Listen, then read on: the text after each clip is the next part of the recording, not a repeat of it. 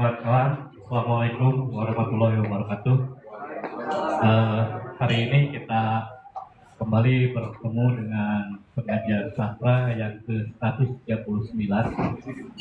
Biasa kita rutin mengadakan sebulan sekali dan selama beberapa tahun berhenti karena pandemi. Dan kita sudah hari ini kita akan membahas buku puisi Tuhan Beri Aku Tahun karya Kang Isil Anwar.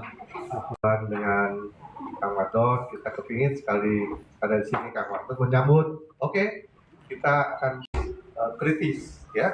Jadi kita sebut sebagai kritik sastra begitu. Dan kebetulan beliau mau menulis sesuatu dan juga saya minta juga Profesor Ciarati Isnandes ya, dia juga bersedia untuk hadir ya. Dan yang akan menjadi pimpinan ya dalam hal ini moderator itu Kiai Wadon ya. Dan nggak bosen dan nggak jenuh dan tidak merasa kecil menyapa siapapun di FB. Nggak bisa, saya nggak mengatakan bahwa saya berhutang budi kan. Tenang. Istri saya yang mendampingi saya setiap hari. Nah ini air mata udah hati-hati gampang lagi sekarang. Kacau. Kasih ya Bu. Negara ini Jawa saya diurus habis-habisan. Tapi Tuhan beri aku tahun. Puisi karya Yasmil Anwar. Tahunku pergi kembali berkumpul dengan tahun yang silam, dijemput bilangan tanda miliaran ramal nasib dan keberuntungan. Tuhan beri aku tahun. Tahunku menelisik kenangan, meneguk suka duka dalam cawan kehidupan, dan menghitung bilangan usia di ujung tahun yang digamit maut dari balik kegelapan. Tuhan beri aku tahun. Tahunku terserak dalam retakan asa yang fana, tumpukan kesia-siaan laku dan karsa di bumi yang menyajikan keseimbangan keberadaan alam raya, namun rusak, binasa atas nama ilusi peradaban. Tuhan beri aku tahun. Tahun yang merindukan luruhnya dedaunan dari pohon kehidupan ke pangkuan tanah basah, yang menjanjikan kesuburan, keheningan, dan kewajaran alam. Tahun yang sederhana bagi cakrawala harapan manusia. Tuhan beri aku tahun. Terima kasih.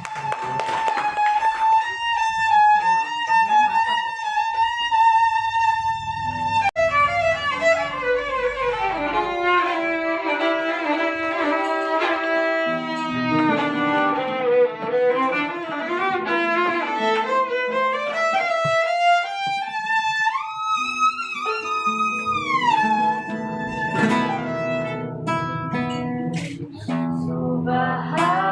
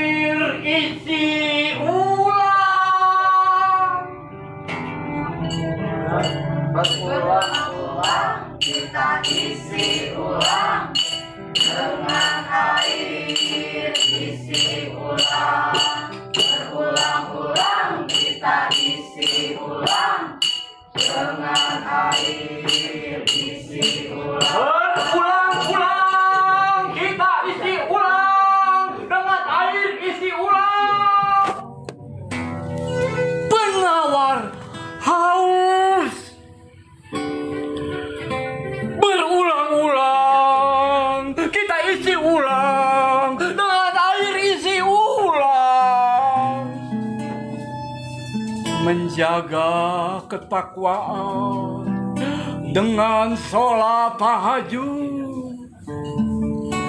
Berulang-ulang kita isi ulang dengan air isi ulang. Dengan kedua tangan terangkat, mohon ampun dan tobat. Astagfirullahaladzim, astagfirullahaladzim, astagfirullahaladzim, astagfirullah. Ya, berulang-ulang kita ulang kesalahan dan dosa. Pakai air isi ulang. Tanpa sadar yang diantar ke rumah, ke perhelatan, di tempat yang penuh kenikmatan panah. Assalamu fi amani syaikuna, Allahu Rabbi Allah ibu inayah. Berulang-ulang kita eja alif mendengar kebajikan dalam Al-Quran, penawar siksa batin yang tak tampak.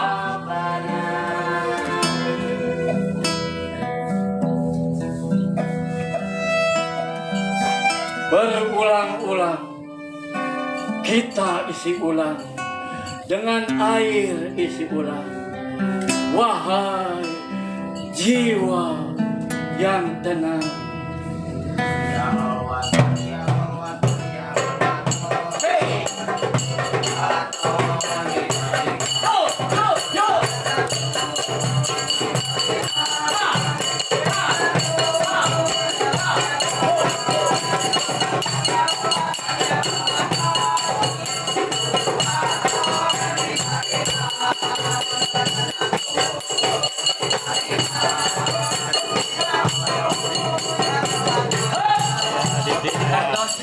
Assalamualaikum warahmatullahi wabarakatuh. Karena saya mengenal beliau itu dari SMA, dari Quran begitu ya. Kemudian di S1 Bahasa Sunda, saya kuliah di sana. Saya mengenal nama-nama seperti tadi disebutkan oleh Kang Maddon. Dalam pertemuan kecil juga saya beberapa kali mengirimkan puisi Indonesia. Nanging telaju da ngomong bahasa Sunda. Kalaresan dimuat wae ku Pak Karno kata di Berata. Alhamdulillah dia sadayana senior-senior unggul, para maestro-maestro anu sarumping yang datang pada hari ini. Saya mulai dari mana untuk membaca gitu ya. Bukan dalam artian membaca puisinya, tapi membaca isinya gitu ya. Saya cari dulu CV Kayes di Google, sakedik pisan Kayesnya. Abi teh ingin mencari ketertautan Kayes dengan tanah kelahirannya Minangkabau. Tapi tidak ada itu, hanya sedikit.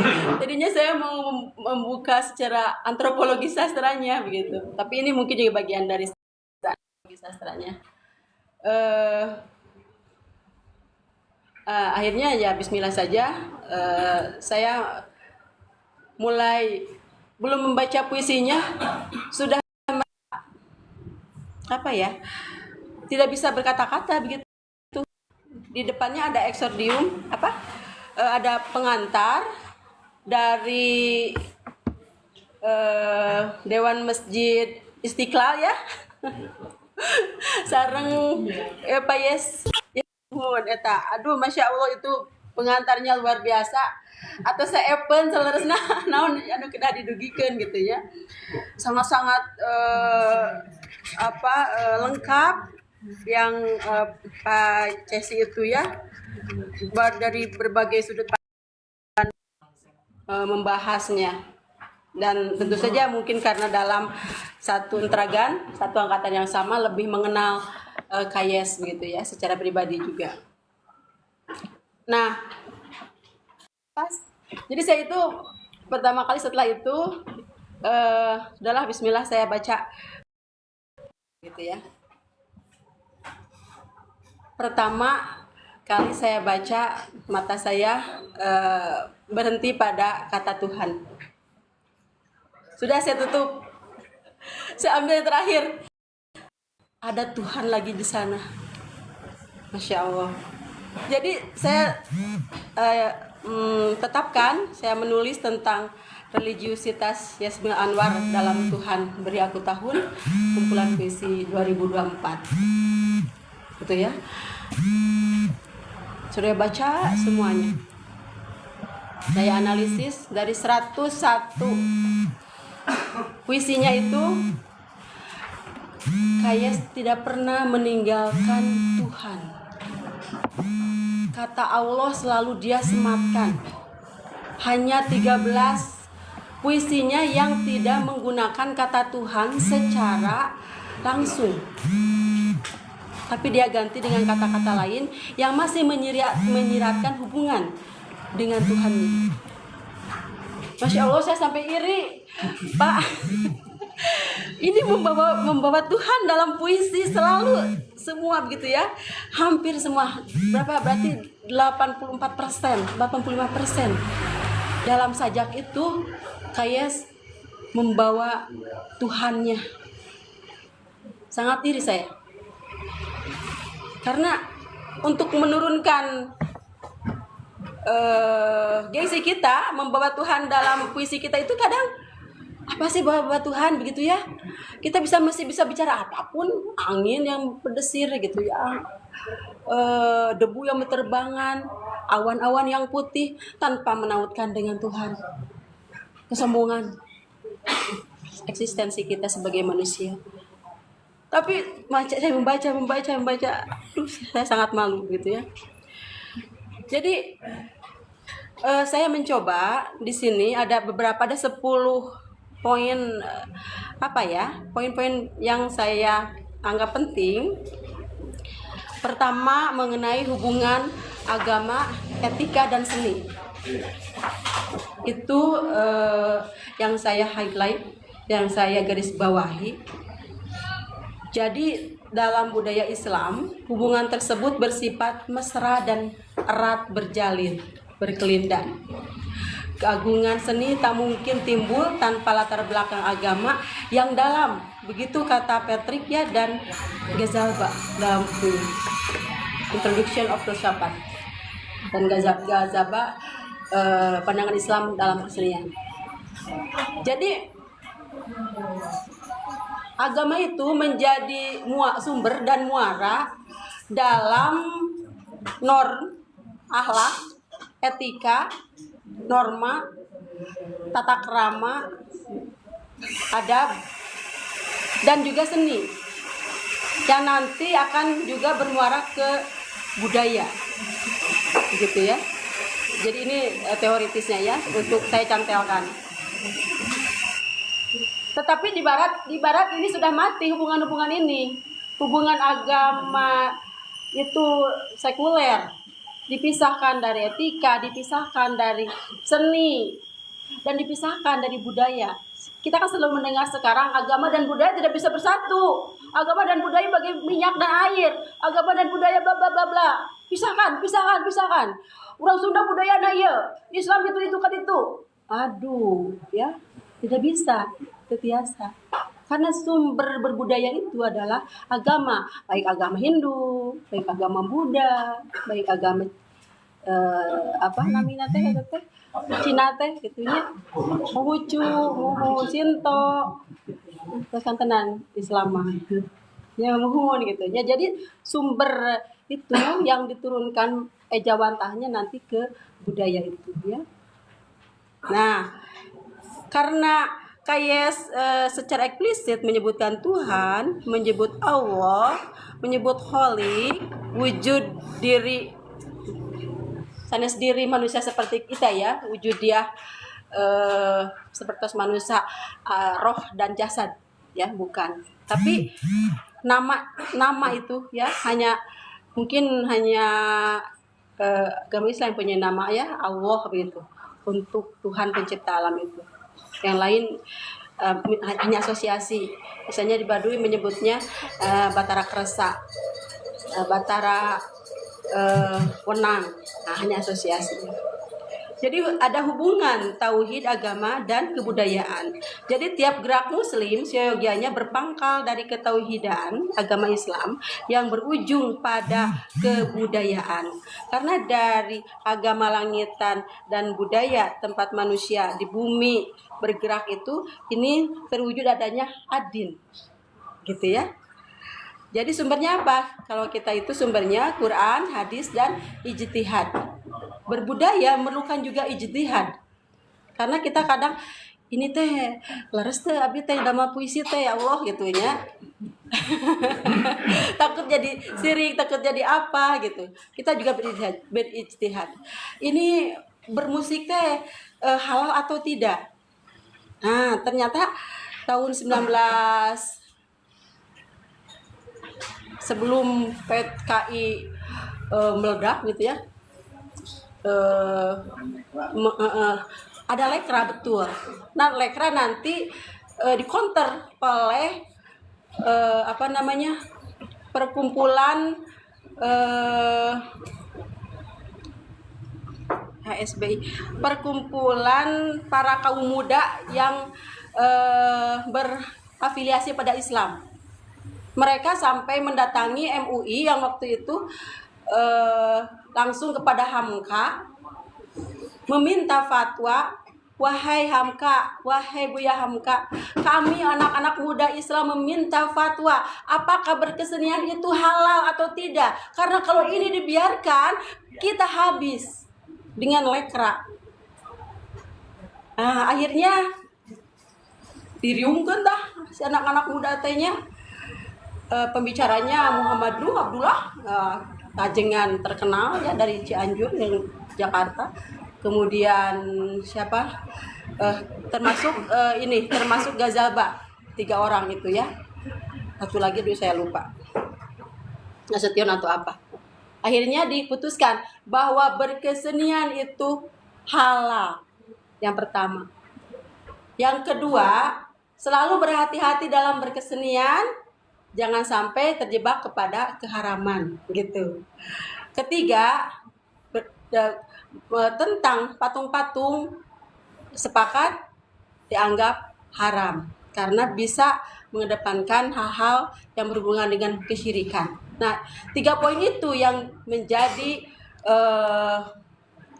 daya energi anak-anak muda Islam waktu itu untuk mengcounter lekra ya, mereka nanti dengan les bumi semua dengan NU dan semua gabung ya. Nah, jadi kebudayaan Islam dalam Islam PS kebudayaan dalam sisi antropologi ini berbeda. Kita mengenal bahwa kebudayaan dalam antropologi unsur-unsurnya ada 7 ya. Tetapi dalam Islam 6. Agama religius tidak dimasukkan ke dalam bagian dari kebudayaan. Karena agama itu tidak menjadi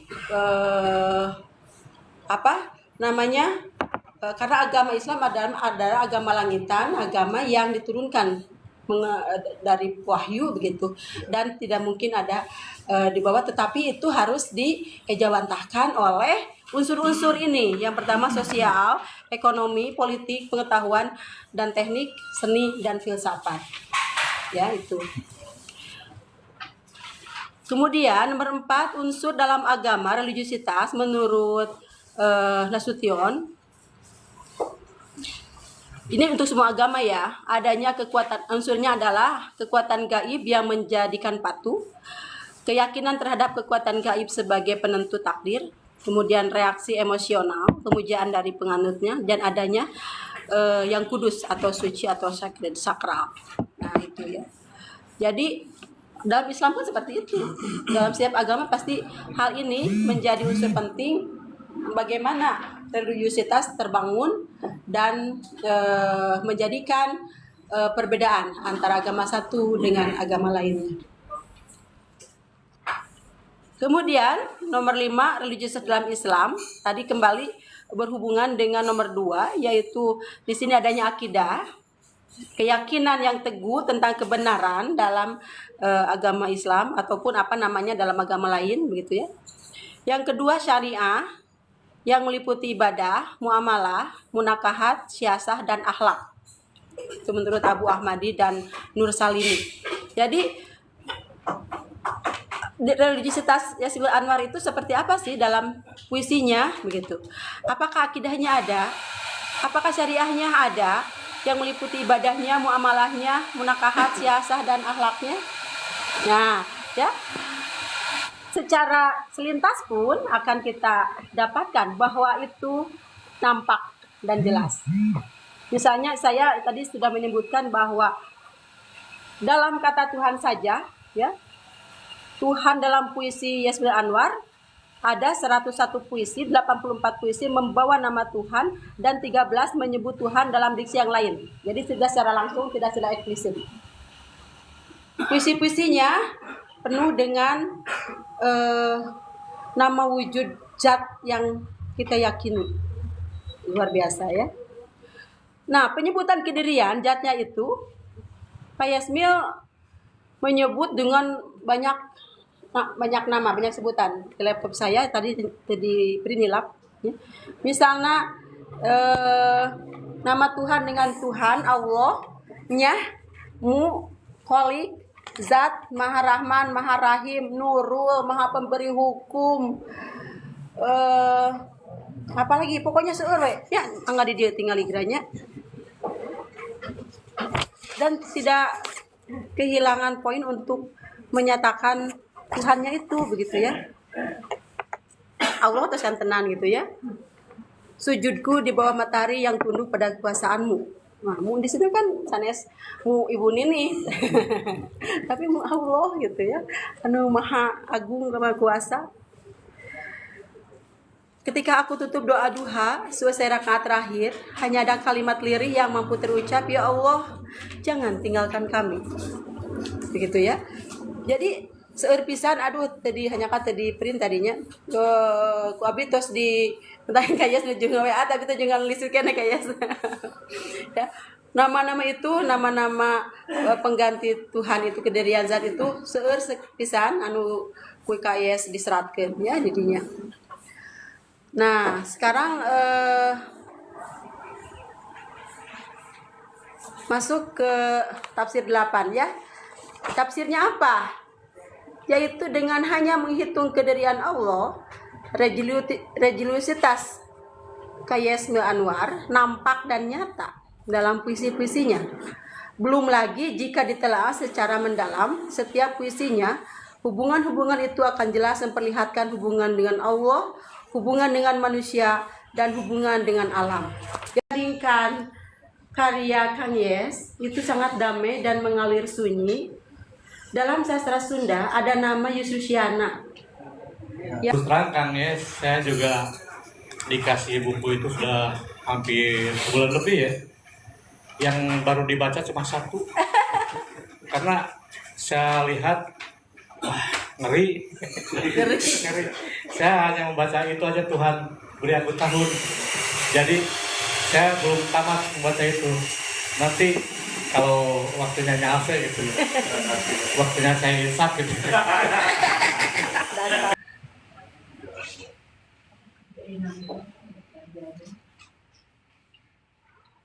Ya Nabi salam kasalira,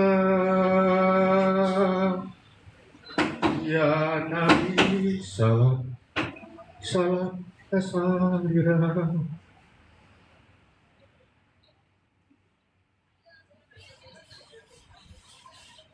Tuhan memahat surga di jalur gajah. Kentuman meriam dan lenguhan sekarat melabuh di tepian rendra-rendra kasih sayang yang mengkristal dalam Asmaul Husna. Manusia mengukur kesedihannya dalam pinggan kehidupan. Kita sangat sulit menerima lowongan sekarat para calon penduduk jannah. Kita tangan di tangan Tuhan. Lempung peradaban dibentuk dalam satu tarikan nafas syahadat. Tuhan tak pernah ingkar janji. Gajah karya Tuhan yang membangunkan si pemimpin yang tak pernah tidur. Apa kehidupan bukanlah fata morgana. Mereka yang terusir tak akan kemana-mana di bumi miliknya. Kebenaran tak pernah mati sebagai lentera kehidupan.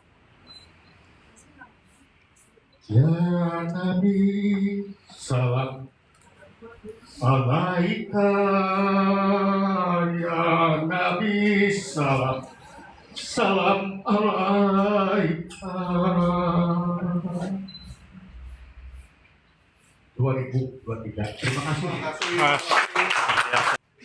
Bismillahirrahmanirrahim. Assalamualaikum warahmatullahi wabarakatuh.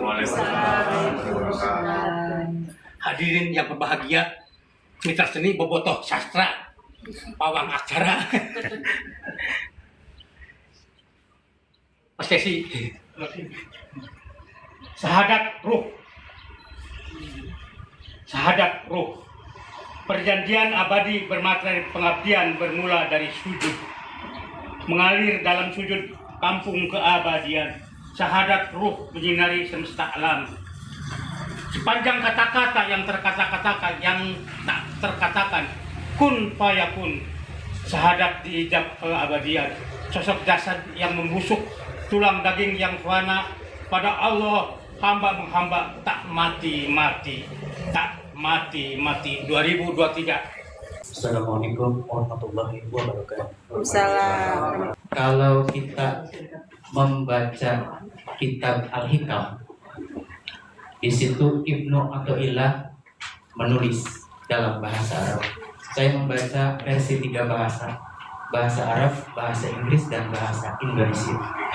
Dia berkata seperti ini, Ibnu Athaillah: kullu kalamin yabruzu wa alaihi kiswatul qalbi allazi minhu baruza.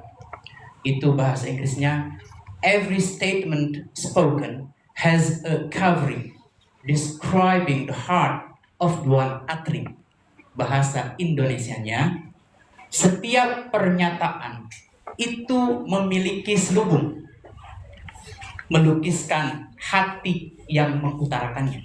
Nah, jadi ini semua puisi ini memiliki selubung-selubung seperti Ibnu Athaillah tadi yang melukiskan hati atau benaknya oleh Profesor Reti Isnandes tentang sufisme itu atau religiositas. Saya ingat Ibnu Al-Harits. Dia berkata definisi sufi yang paling tepat menurut saya dari Ibnu Al-Harits. As-sufi man sofa qalbahu lillah. Seorang sufi itu yang menyucikan hatinya karena Tuhan. Dalam Islam karena Allah. Saya ulang lagi. As-sufi man sofa qalbahu lillah. Seorang sufi itu yang menyucikan hatinya karena Allah. Saya akan memodifikasi apa yang disampaikan oleh Ferdinand de Saussure. Puisi bagi Ferdinand de Saussure, kalau dia seorang penyair, tapi dia bukan seorang penyair. Jadi puisi itu kalau kita menganut semiotika Saussure dibagi menjadi bentuk, form, dan isi, konten. Bentuk itu signifier, penanda, dan isi, konten itu signifier. Jadi penandanya bentuk puisi, petandanya isi puisi. Tetapi ada yang luput dari Saussure, yaitu saya berikan satu lagi, bahasa. Jadi saya mengembangkan 3 trikotomi puisi itu, bukan 2 jadi 3. Bentuk puisi, bahasa puisi, dan isi puisi. Kalau puisi kita ingin canggih, maka canggihkan ketiganya, jangan cacat. Ini kata-kata puisinya direnggangkan. Kita baca terlebih dahulu kontennya. Sepasang dadu tanpa mata terlempar ke lapak fana, Tuhan tak tidur, tahunnya 2020. Kata-kata yang direnggangkan ini berarti penandanya itu renggang. Penanda yang direnggangkan membuat bentuk ini menjadi khas atau berbeda dari kata-kata biasa. Dan itu menurut Michael Riveter menjadi creating of meaning, menciptakan makna atau arti. Jadi jangan coba-coba puisi yang beda kata-katanya, I love you disejajarkan, I love you. Dengan I love you-nya di bawah, itu beda Bapak dan Ibu. Bentuk, isi, dan bahasa itu maksimal di puisi maut. Mundur nih, tahun 1980 puisinya halaman 2 Bapak dan Ibu. Lihat, 2020 mundur ke 80, berapa tahun? 40 tahun. Lanjut lagi Bapak dan Ibu, satu lagi. Ada satu puisi yang beri Tuhan beri aku tahun. Ini puisi adalah puisi puncaknya dari permainan bentuk, permainan bahasa, dan permainan isi. Lalu religiositas yang bersifat luar, Gaza dan tidurlah Palestina. Mari kita berikan contoh-contoh baiknya sedikit. Saya bacakan. Halaman 2 Bapak dan Ibu. Aku makhlukmu, cinta padamu, bukan surgamu, dekatkan aku padamu, lebih dekat dari urat leher. Ini diambil. Yasmin Anwar pun jago humor. Puisi-puisi humor itu diwakili dengan Tuhan aku minta pulsa. Bagaimana mungkin minta pulsa kepada Tuhan? Lucu deh. Tingkatnya itu humornya sudah subtil. Subtil itu sudah tinggi sekali, arif dan bijaksana. Coba baca. Pakaian halaman 3. Ayo bersama-sama. Celakalah orang yang terlunta-lunta dalam kedinginan, tak berpakaian, ditelanjangi Allah. Ini sederhana, ini temanya pakaian, tapi lihat bait 4 dan bait 5. Celakalah orang yang terlunta-lunta dalam kedinginan, tak berpakaian, ditelanjangi Allah. Ini ketidakbenaran itulah yang membuat dan jadi kacau kalau di Indonesia negara kita yang konon tercinta ini. Yasmin Anwar itu menurut saya meminjam istilah dari kitab Al-Hikam Ibnu Athaillah. Dia telah sampai dalam istilah sufi itu al-wasilun. Al-wasilun. Al-wasilun itu adalah orang yang telah sampai kepada Tuhan.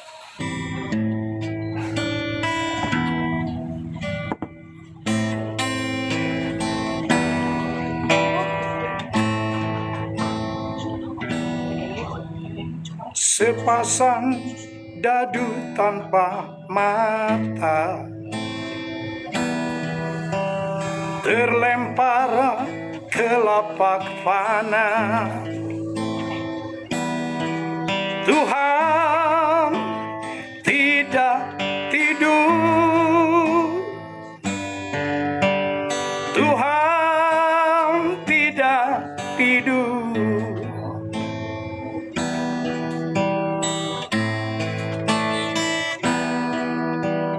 Sepasang dadu tanpa mata terlempar ke lapak fana. Sepasang dadu tanpa mata terlempar ke lapak fana. Tuhan tidak tidur, Tuhan tidak tidur. Semua Tuhan tidak tidur, Tuhan tidak tidur. Lagi Tuhan tidak tidur, Tuhan tidak tidur, Tuhan tidak tidur, Tuhan tidak tidur.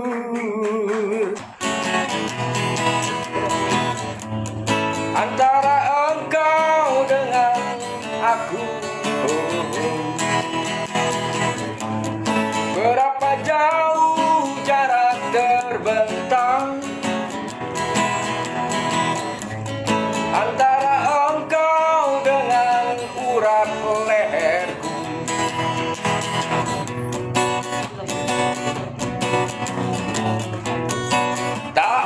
sepatah kata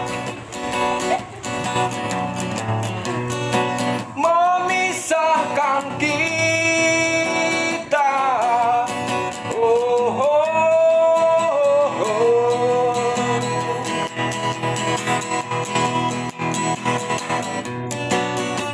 Tak pun sepatah kata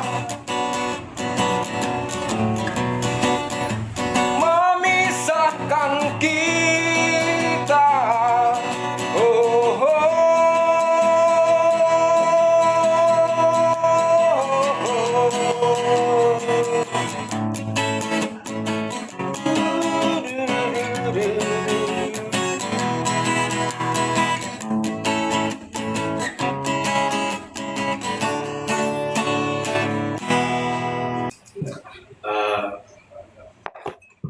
Assalamualaikum warahmatullahi wabarakatuh. Waalaikumsalam warahmatullahi wabarakatuh.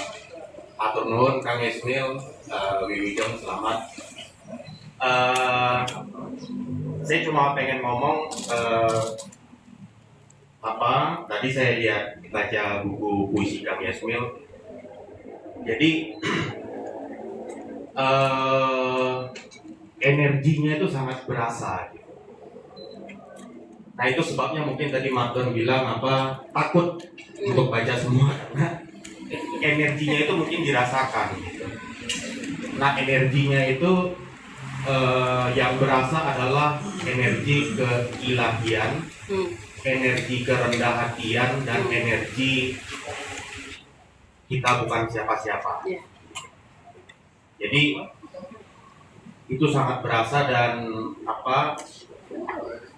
kalau dalam fisika kuantum itu kan energi itu tidak dapat dimusnahkan ya, tapi dia dapat berubah bentuk. Nah, semoga dalam kesempatan ini kita juga mendoakan apapun dan kapanpun maka karya Kang Ismil ini adalah abadi. Terima kasih. Jadi bagi saya ya terkejut ya. Dulu itu kan puisi-puisinya sekitar persahabatan, percintaan. Tiba-tiba sekarang seperti melompat ke religiositas. Jadi maaf saja saya tidak bisa mengomentari religiositas itu atau seperti Bapak yang tadi menyayangi sufi yang paling baik gitu. Nah itu saya tidak bisa mengomentari itu. Jadi saya hanya khusus untuk mempelajari buku ini. Karena yang saya kenal dulu ya sih itu yang puisi-puisi yang mengenai persahabatan. Sebetulnya saya ingin terus di sana. Ya, tiba-tiba meloncat.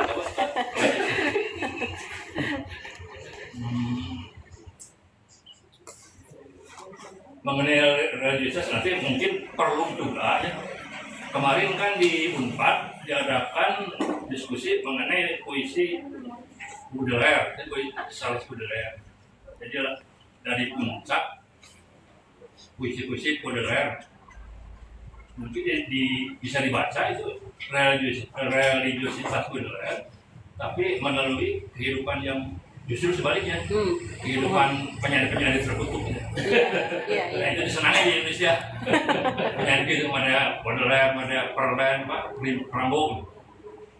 Saya baca Rimbaud, tapi yang kemarin katanya yang betul mungkin Rimbaud, bukan Rimbaud. Seperti Sartre kan sebetulnya tidak dibaca logiknya, tapi dibiarkan aja kan oleh orang Prancis kita. Ya, Sartre. Sama keluar kalau kita bicara Sartre tidak menegur.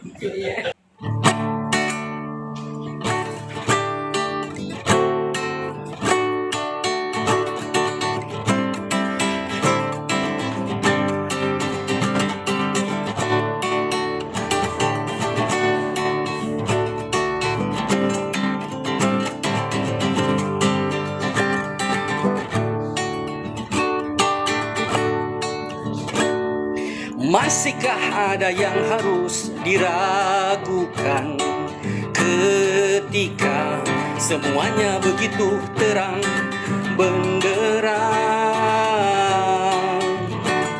disinari keberkahannya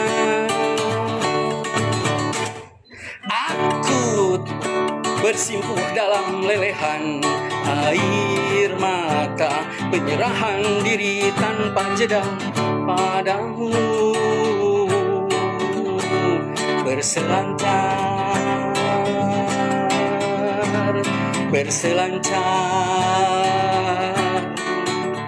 dalam kasih sayang Allah yang tiada berbatas. Berselancar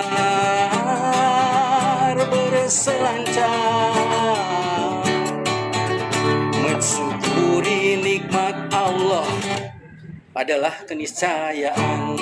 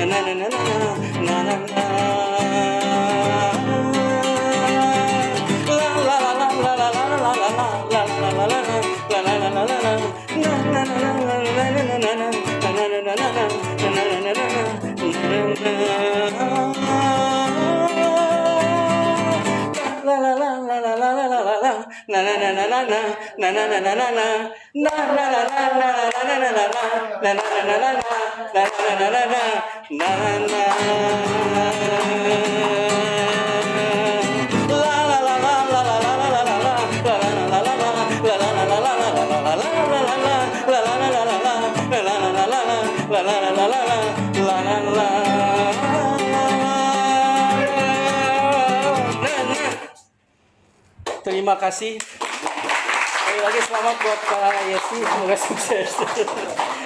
Turun. Pengalaman estetik itu sangat berharga dan akan menentukan karya yang akan kita tulis. Tapi puisi religius itu bukan berarti pengarangnya bisa religius juga atau pengarangnya soleh juga, begitu katanya ya. Karena apa? Karena menurut teori estetik, saya lupa lagi, Zu atau siapa ya, bahwa memang secara intuitif, secara insting kita memerlukan sisi spiritualitas, baik yang soleh, baik yang tidak soleh. Karena apa? Karena dorongan-dorongan yang impulsif dan kepercayaan-kepercayaan dalam dirinya, baik percayaan pada agama ataupun tidak beragama, dan itu harus dikeluarkan sebagai sebuah kreasi. Ini kata-kata penutup ini sebelumnya nih, Ke Madon itu ada puisi yang bertahun-tahun ya. Saya ingat puisinya dia terus saja terngiang-ngiang. Dalam Tuhan ada puisi, dalam puisi ada Tuhan tuh Pak Madon, Bang Madon ya, atau Pak. Saya itu terngiang-ngiang terus puisi itu Bang Madon. Ya, Pak Abi, Rosyid Abi. Saya menantang tahun depan buku puisi Anda dibedah juga itu ada nih puisi sufi ya, puisi. Pak Yasmin Anwar tidak kalah tuh puisi-puisi sufistiknya dengan Pak Abi ya. Lalu ini Cireti Isnendes saya menerjemahkan buku puisinya ke dalam bahasa Inggris. Saya melihat kecenderungan puisi sekarang itu yang bergerak ke religiositas dan kekafiran modern, istilah saya itu. Nah, kata Cireti Isnendes, boleh menulis puisi yang religius, boleh. Orangnya tidak religius, tidak apa-apa katanya. Nah, di antara religiositas dan di antara kekafiran modern ada wilayah di tengah nih, namanya transisi, transition. Izinkan aku menjadi sayap di punggungmu, kemanapun aku pergi, kau selalu bersama. Terima kasih. Yang jelas di dalam Al-Quran ayat surat Asy-Syu'ara itu Tuhan hanya menyebut penyair saja, tidak disebutkan sebagai orang kriminolog, misalnya nggak ada di dalam Al-Quran. Jadi Allah sangat menyayangi para penyair yang tadi beriman, tidak penyair yang kufur modern. Iya. Dan kita akan bertemu bulan depan, entah siapa yang akan dibahas. Kalau ada yang mau daftar silahkan, gratis ya kan? Gratis silahkan. Wassalamualaikum warahmatullahi wabarakatuh.